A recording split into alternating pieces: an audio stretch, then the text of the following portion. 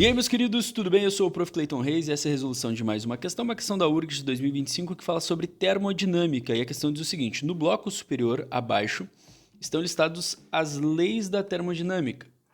No bloco inferior, as frases que caracterizam uma dessas leis.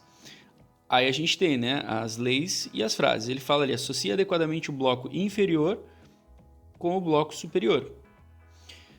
A sequência correta de preenchimento dos parênteses de cima para baixo é, resumindo, é uma questão de fazer o link entre a lei e a definição dela. Então vamos por partes. Eu vou ler a primeira e vou definir ela para vocês, tá? A primeira diz o seguinte, ó, a lei zero da termodinâmica.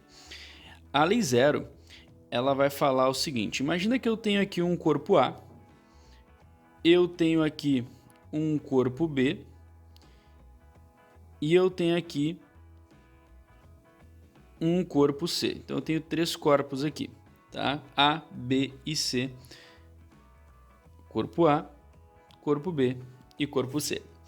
E aí eu digo assim para vocês, ó, o corpo A e o corpo B estão em equilíbrio entre eles. O corpo B e o corpo C também estão em equilíbrio entre eles. O que a gente pode concluir? O que significa estar em equilíbrio, né? Quando eu digo que o corpo A e o corpo B estão em equilíbrio, eu estou dizendo assim, ó, a temperatura do corpo A é igual à temperatura do corpo B. Beleza? Quando eu digo que o corpo B está em equilíbrio com o corpo C, eu digo que a temperatura do corpo B é igual à temperatura do corpo C. Então, o que a gente conclui? Se A está em equilíbrio com o B e B está em equilíbrio com o C, então A está em equilíbrio com o C, ou seja, todos eles estão em equilíbrio. Eu posso dizer que a temperatura do A é igual à temperatura do B e é igual a do C. Mesmo que eu não tenha medido diretamente ou relacionado diretamente o equilíbrio de A e C, eu consigo fazer isso de forma indireta, que é o que acontece em termômetros, né? O termômetro, ele mede, a gente consegue medir a nossa temperatura com o termômetro através da medida de temperatura do mercúrio. O mercúrio esquenta porque ele recebe calor, né, do vidro, e o vidro recebe calor do nosso corpo. Nós entramos em equilíbrio com o vidro do termômetro, falando daqueles termômetros mais antigos, né? E o vidro do termômetro entra em equilíbrio com o mercúrio. O mercúrio esquenta e dilata. Então a gente descobre a temperatura do mercúrio e indiretamente, pela lei zero, consegue saber que a nossa temperatura é igual à que ele está marcando ali. É interessante, né? Então, a lei zero ali que ele comenta é o que está escrito na terceira, né? No terceiro bloco. Se dois sistemas termodinâmicos estão em equilíbrio térmico com um terceiro, então eles estão em equilíbrio entre si. Foi o que eu acabei de explicar entre o A, o B e o C. Aqui então vai o número 1 da lei zero.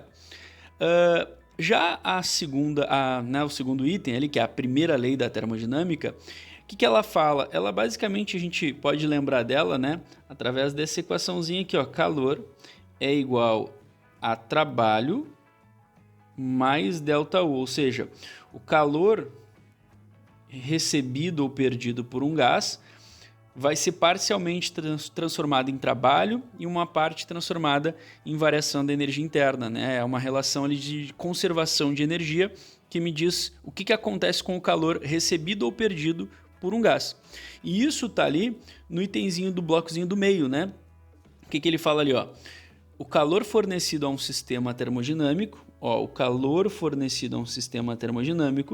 é consumido na variação da energia interna, que é o ΔU, deste sistema, e na realização de trabalho contra forças externas que agem sobre ele.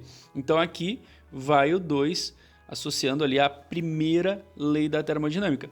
Sabendo que é 2 e 1, a gente já mata a questão. Na verdade, só sabendo que o último era 1 já matava a questão, né? A alternativa é aqui, porque o único que tem 1 no final é esse aqui, ó. Mas aí sobra, né, esse aqui, o número 3. O que diz ali? O calor não flui espontaneamente de uma região mais fria para uma região mais quente. Isso aqui está certo como uma parte da segunda lei, né, da segunda lei da termodinâmica. O que ela diz? Além disso, de que o calor não flui espontaneamente, aquela regra, né, vai sempre do mais quente para o mais frio, nunca o contrário, espontaneamente. Ele também fala sobre máquinas térmicas. Então a segunda lei ela fala isso, mais a questão de que máquinas térmicas não conseguem ter 100% de rendimento, justamente porque o calor, parte dele vai ser perdido né? Vai ir para outras partes que estão mais frias dessa máquina. Então, talvez esse último bloco aí, o aluno ficasse na dúvida porque não é o que ele mais trabalha em sala de aula, mas é uma parte da segunda lei, né? É uma parte e seria o que a gente associaria ou por exclusão ou conhecendo, beleza? Então era isso, resposta certa para essa questão, alternativa E. Espero que vocês tenham entendido, espero que vocês tenham gostado. Muito obrigado por assistirem até aqui. Fiquem ligados aí nas próximas resoluções. E era isso, bons estudos para vocês e tchau, tchau!